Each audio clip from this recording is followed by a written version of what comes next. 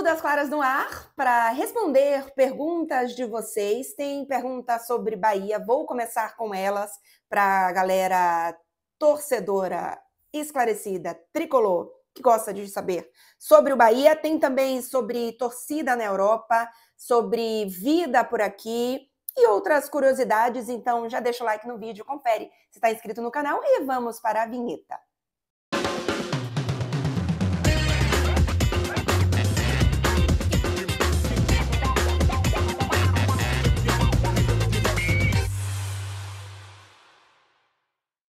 Recadinho muito rápido antes. Seguinte, tem muita gente que está fazendo a mesma pergunta semana após semana e não está vendo a resposta. Então, na verdade, eu estou dando um recado para a pessoa que não vai ver o recado. Então, fica aí esse feedback para uma pessoa que não está vendo. Mas, enfim. Vamos começar com Bahia e peço aos esclarecidos tricolores que deem aquela moral e continuem assistindo o vídeo depois das respostas sobre Bahia. O Ebert Brito e o Marlon _K.S. perguntam sobre Rogério Ceni. O Marlon pergunta se eu apoio o pedido de demissão de Rogério Ceni da torcida. E o Ebert... não, o Ebert é sobre outra coisa. O Adriano Souza pergunta se eu sou a favor da permanência de Rogério Ceni. O último, claramente tricolor, foi basicamente sobre Rogério Ceni, tá? Então eu não vou super me alongar. Mas como eu estava muito emocional naquele momento e eu deixei bem claro que eu estava em cima do muro sobre a situação do Rogério Ceni, eu vou responder agora de uma forma um pouco mais clara. Eu não acho que está na hora de demitir, tá? Eu não demitiria hoje o Rogério Ceni. Eu sei que tem muito torcedor querendo a demissão do Rogério Ceni e eu acho que as coisas que eu falei naquele vídeo em relação a limite, paciência e teto, tudo isso eu continuo achando. Só que eu acho que do que eu acho, né? A paciência que eu falei que acabou é a paciência para algumas decisões que ele está tomando nesse momento. Então eu entendo e eu quero acreditar que vai existir algum tipo de autocrítica, seja dele mesmo ou da diretoria do Bahia, que chegue e fale, ó, vamos corrigir esse rumo aqui, vamos corrigir esse caminho, porque a gente está pendendo para um lado que não está legal. Eu acho que o Rogério Ceni tem tomado decisões muito coerentes com o que ele pensa, só que há algum tempo essas decisões não estão dando resultado. Você insistir uma vez, 2 vezes, 3 vezes, eu tô com a paciência bastante em dia. Mas para o que está acontecendo hoje, a minha paciência para essas decisões acabaram. Então eu espero que exista algum tipo de reflexão e de correção de rota do Rogério Ceni em relação ao Bahia, mas eu não demitiria o Rogério Ceni nesse momento e não tomaria também agora a decisão de que vamos demitir o Rogério Ceni no início para a próxima temporada, né? Assim que a temporada acabar, porque eu acho que depende justamente dessa correção de rota que o Rogério Ceni pode ou não fazer. Se daqui até o final do Campeonato Brasileiro se entender que, de fato, esse é o teto do Rogério Ceni, ele não tem como criar um Bahia diferente do que a gente está vendo, aí sim é outra coisa, é o caso para a gente se pensar. Mas nesse momento, eu não demitiria ainda. Eu sei que é difícil aceitar que o Bahia brigou pelas primeiras posições e agora corre o risco de não garantir uma vaga na Libertadores, mas o objetivo do clube nessa primeira temporada não era brigar por título. Então eu tô ok com isso. Só que eu repito, acho que o Rogério precisa corrigir o caminho que ele virou o barco nos últimos jogos, porque uma coisa é você acreditar no seu modelo de jogo. E eu gosto do modelo de jogo do Bahia. Eu acho que o Rogério Ceni encontrou, especialmente no início do Campeonato Brasileiro, uma forma do Bahia jogar com uma certa escalação que funcionou, mas a gente está vendo que nesse momento não está mais funcionando e ele já insistiu 1, 2, 3, 4 vezes e está na hora de diversificar alguma coisa. Você não precisa nem mudar a forma, eu não estou falando aqui do Rogério mudar a forma do Bahia jogar. Eu acho que a proposta que o Bahia tem como estilo de jogo, como identidade, isso não deve mudar de rodada para outra e nem deve mudar de técnico para outro. Mas você precisa, dentro desta filosofia, dentro desta ideia, encontrar variações da equipe se digamos, não é o plano A, porque eu acho que o plano A continua sendo o mesmo, continua sendo ser um time protagonista, ser um time que joga com a bola no pé, ser um time de troca de passes, tudo isso ainda é plano A. Mas você precisa ter variações se o time não está funcionando, oscilação de jogadores que não estão bem, a depender da forma como a outra equipe joga, você precisa entender que talvez um jogador seja melhor que o outro. E esse processo é que eu estou achando que está demorando para o Rogério Ceni fazer. Então, nesse sentido, minha paciência está no limite, mas eu não demitiria o Rogério Ceni nesse momento. E aí vai ter um monte de torcedor agora reclamando nos comentários, dizendo que eu sou louca, que ninguém aguenta mais o Rogério Ceni. Mas, enfim, é o que eu penso. Agora sim, a pergunta do Herbert Brito, que ele me pergunta qual jogador você queria ver no Bahia para a próxima temporada. Eu gostaria de ver um jogador com muito poder de decisão, porque a gente tem visto um Bahia que falta justamente isso, ainda que não tenha um ataque ruim. O Bahia ainda está ali, a última vez que eu olhei, confesso que não vi da última rodada, mas ainda tinha o quarto melhor ataque do Campeonato Brasileiro, quarto ou quinto, agora me passou. Então, não é um ataque que não produz gols, mas é um ataque que deixa de fazer gols em horas muito importantes. Quando tem um confronto direto, quando tem um jogo de mata-mata. Então, eu gostaria de ver um jogador mais decisivo nesse Bahia. Acho que o Bahia precisa também de mais contratações para a linha defensiva, mas especialmente um jogador mais centralizado. E aí, eu lembro que na última live que eu fiz aqui sobre Bahia, a gente ficou pensando muito em jogadores que poderiam chegar, né? E aí, assim, eu não gosto da ideia do Gabigol, tá? Que talvez seja em termos... O salário dele é muito grande, então, para mim, isso não funcionaria. Mas é um jogador que está acabando o contrato, que pode mudar de clube, então seria mais ou menos realista, digamos assim. E a gente já viu algumas especulações, eu não tenho nenhuma informação sobre. Mas não dá para eu dizer aqui que eu quero que o Haaland chegue. Só nos meus sonhos, na brincadeira, porque não é o caso, né? Então não dá para eu falar que, não, então vamos querer contratar o Lautaro Martinez, vamos querer... Não adianta eu querer esse jogador, que isso não é factível. E aí, eu fui catar aqui na minha memória alguns jogadores que não estão sendo especulados, saíram aqui da minha criatividade e que não necessariamente são exatamente eles, mas o perfil. E aí, eu tinha visto até, eu acho que em algum momento saiu algo sobre isso, mas já há mais tempo. O Carlos Vinícius, que saiu do Benfica, na verdade ele estava inclusive emprestado ao Galatasaray, se eu não me engano, e nessa temporada está no Fulham da Inglaterra. É um jogador, ele está inclusive lesionado, se eu não estou louca, mas é um jogador que é ponta final do ataque, que tem bons números. Nessa temporada ele tem 8 gols, 2 assistências, não é tão maravilhoso assim não, né? Mas na temporada passada, são 26 gols em 48 jogos e 9 assistências. É um jogador, eu gosto do perfil, porque eu acho que não é um jogador tão jovem. Eu entendo que nesse momento o Bahia contrata jogadores um pouco mais jovens para evoluírem junto com o Bahia, e eu gosto para a maior parte do elenco. Mas você ter um centroavante mais experiente, que já tenha um poder assim mais de rodagem, eu gosto também. O Carlos Vinícius tem 29 anos. Ele já passou por campeonato italiano, já jogou no Napoli, Benfica, os principais, tá, gente? E Galatasaray na temporada passada, pensando aqui nos Holanda também, ele já jogou no PSV também. Rodou demais também, viu? Não sei se eu gosto tanto assim, não.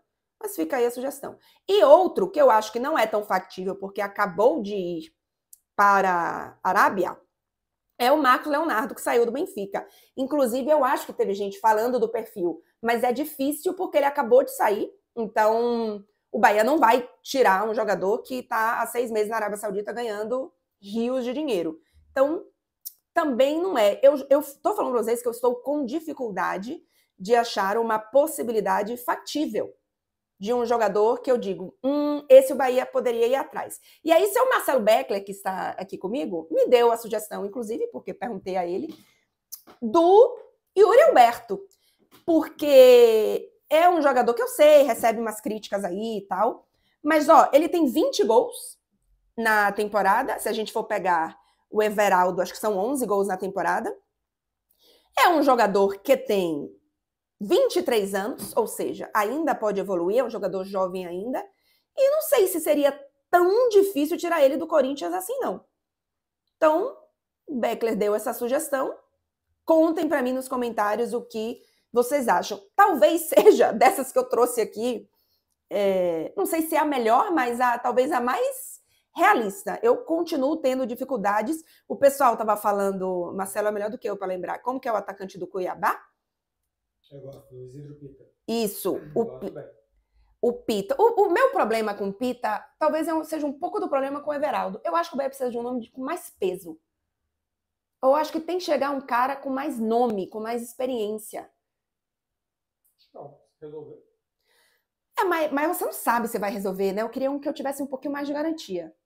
Eu tô tendo dificuldade realmente em achar esse... Mais garantia é mais caro, não.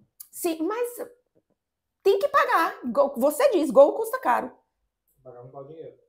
Hã? Papai, se tivesse mais um cheque? Vai, Papacity tem um budget, um orçamento já aprovado de quanto vai injetar de dinheiro. Tem dinheiro pro próximo...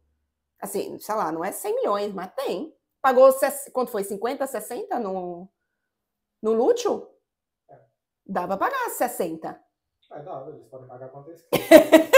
Só não é justo que os outros estão disputando o mesmo campeonato. Não, mas foi aprovado a quantidade de dinheiro que o City vai colocar. O grupo City. Tem quanto? Não sei. Então. Bom, da minha cabeça, tá? Eu diria que, considerando que não vai trazer muitos jogadores, eu diria que tem uns 80. 80 milhões de reais? É. 12 milhões de euros no atacante? Pagou 60 no Lúcio? Tem mais 2, então. Eu quero um só.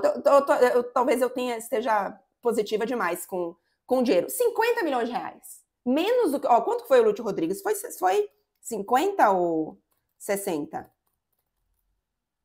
Valor. Foi 65 milhões, 12 milhões de dólares. Ou seja, 10 milhões de euros. Por um atacante? Pô, eu brinquei aqui do Carlos Vinícius. O valor de mercado do Carlos Vinícius é 4 milhões. Se o Galo não beliscar nada... O Hulk? Não. Tá. Paulinho. Eu iria com esses 12 milhões de euros no Paulinho. Se não beliscar nada, porque se beliscar tiver Libertadores... Sim. Enfim, fica aí essa sugestão. Eu continuo em busca do centroavante perfeito para o Bahia. Deixa aí nos comentários se você tem alguma sugestão. Mais perguntas sobre o Bahia aqui para a gente fechar esse bloco Bahia. Luiara Vidal pergunta se eu já desisti do Bahia ou ainda tem esperança de Libertadores. Não, gente, é que não desisti não. O Bahia tá na briga ainda pro Libertadores. Nossa, tá grande fase, vai garantir a vaga? Não, mas tá na briga ainda, gente. Calma, se acalmem. O Bahia está na 7ª colocação. O Cruzeiro ainda tem um jogo a menos? Deixa eu falar para vocês aqui. Ó, o Bahia tá na 7ª colocação com... Não, o Cruzeiro não tem jogo a menos. Quem tem jogo a menos é Atlético Mineiro e Vasco. O Atlético Mineiro, se vencer o jogo que tem a menos, ainda não passa o Bahia. O Vasco já tá com bem menos pontos, então só esse jogo a menos não bastaria, né?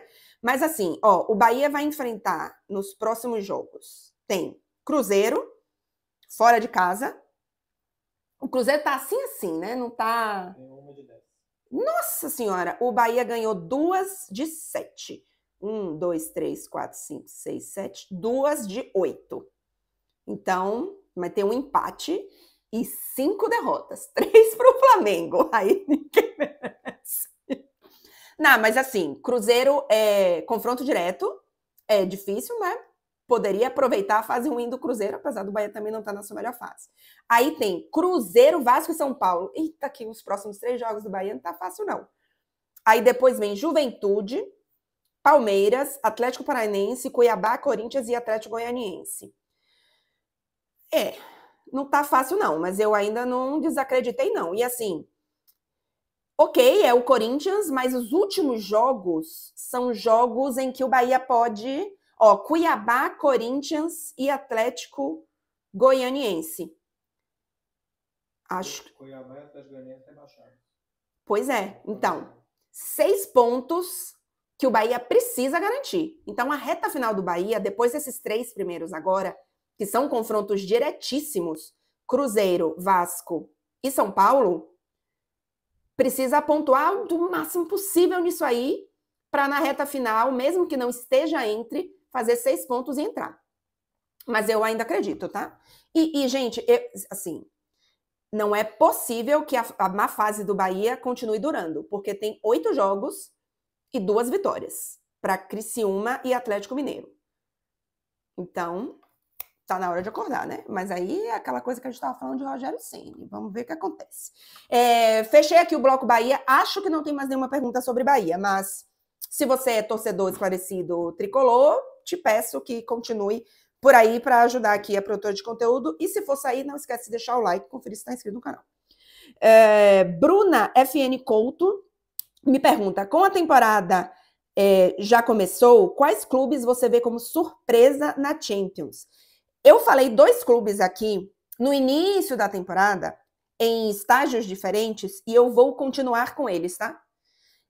O Mônaco, que eu continuo achando que é uma grande perspectiva de temporada para esse Mônaco. Repito, não é surpresa para ser campeão da Champions, mas é surpresa para complicar a vida, classificar e dar trabalho em mata-mata. Então, continuo para mim com a surpresa, sim, porque eu acho que, por mais que o Mônaco, na temporada passada, tenha feito uma reta final interessante de campeonato francês, foi o vice colocado e tem bons jogadores, joga bem, mas, no fim das contas, o vice colocado do campeonato francês chegar longe, o Mônaco não é esse time que chega toda hora, né? Então, acho que, nesse sentido, é surpresa, ainda que eu já imaginasse o Mônaco, já visse, na verdade, esse Mônaco jogando futebol interessante.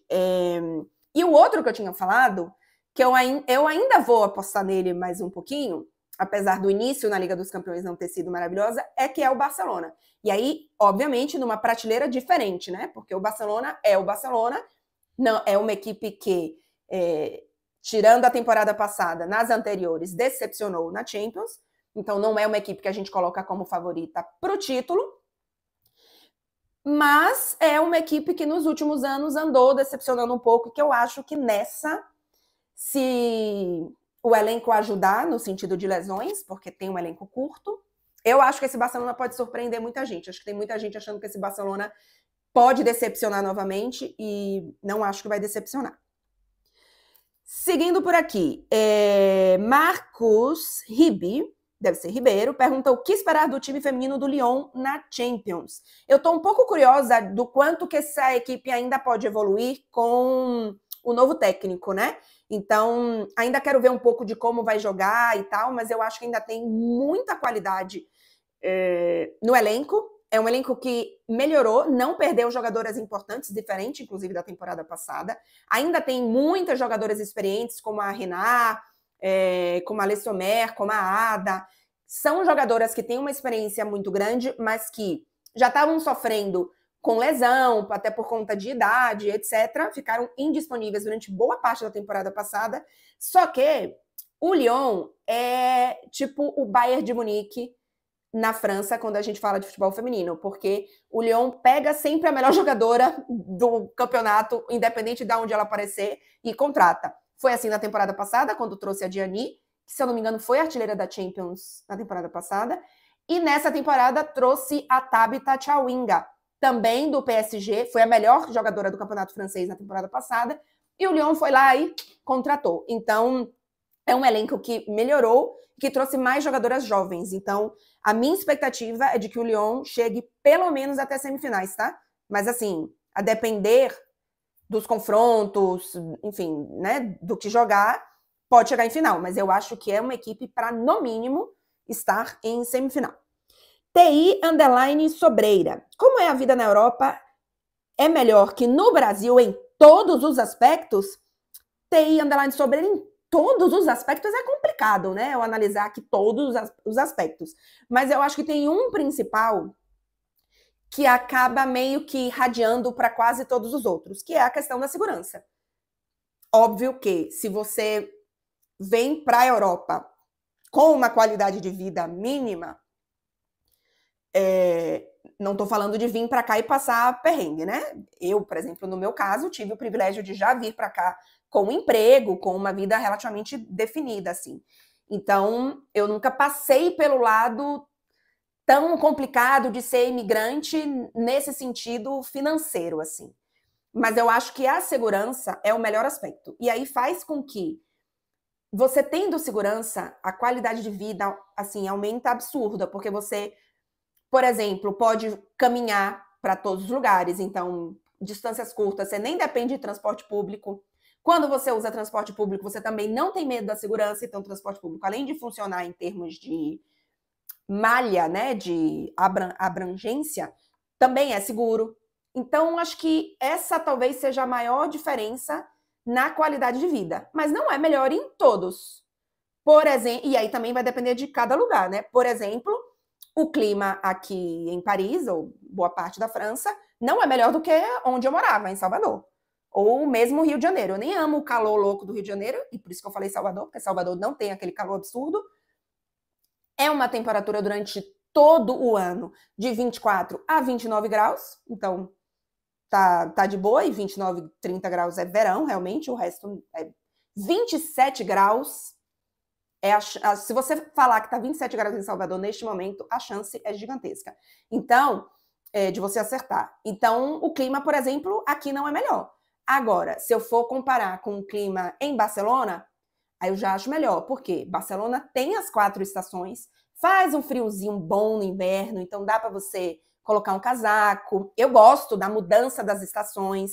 A primavera, eu acho muito bonito você ver um monte de flor de repente aparecer na cidade. Eu amo as cores do outono, que a gente, assim, pensando em Nordeste, e nunca morei em São Paulo, mas assim, Rio, São Paulo é parecido, você não tem essas mudanças assim, né? Você até tem frio, mas você não tem as mudanças assim da estação. Então, eu gosto bastante. Então, eu te diria que esse fator depende também do lugar, mas no fim, o principal é a segurança. Lucas Andrade, 9289.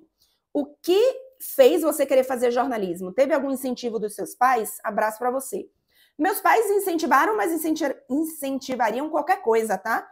Não, eu não tive pai ou mãe jornalista, tio jornalista, avô jornalista, assim, quando eu entrei em jornalismo, eu não conhecia absolutamente nenhum jornalista. Então, eu não tive incentivo diferente. Eu tive um incentivo como se eu quisesse ter feito arquitetura, sei lá, direito, enfim, qualquer coisa. Inclusive, meus pais são engenheiros civis e meu irmão é engenheiro civil. E talvez,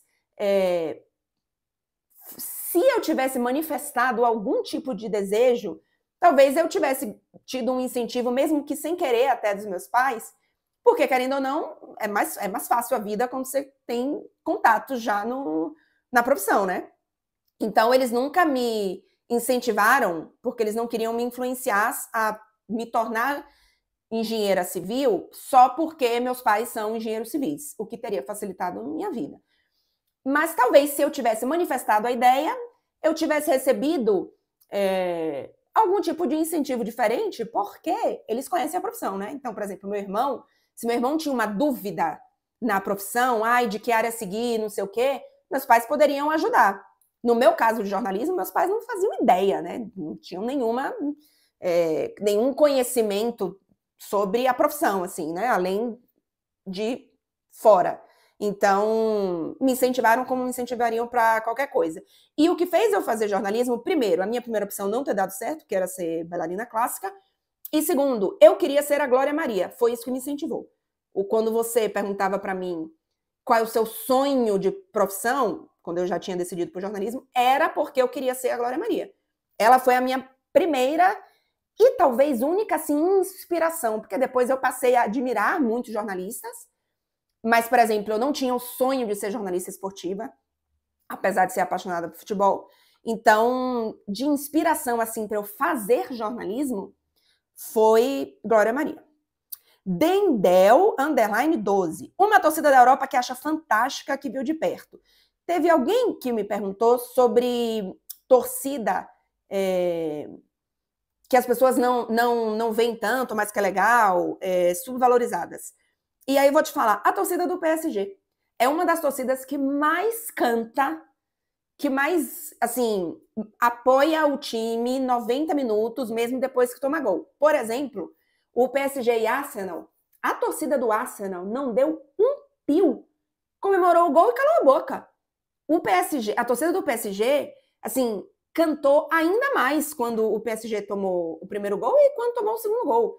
Então, eu acho que é uma torcida absolutamente subvalorizada por conta da antipatia que muitos brasileiros têm, e aí estou falando, obviamente, a visão do brasileiro, do que eu recebo muito de vocês, e é uma das torcidas que mais apoia o clube, inclusive mais do que muitas italianas, que as pessoas imaginam que pode ser maravilhoso. A torcida de Inter, Milan e Roma, Napoli também são torcidas, não conheço todas, né, mas são boas torcidas. Mas, por exemplo, a torcida da Juventus é um zero à esquerda, por 1000 motivos. A diretoria brigou, afastou boa parte da organizada, e com razão, porque a organizada, inclusive, estava chantageando o clube, super treta, foi para os tribunais, etc.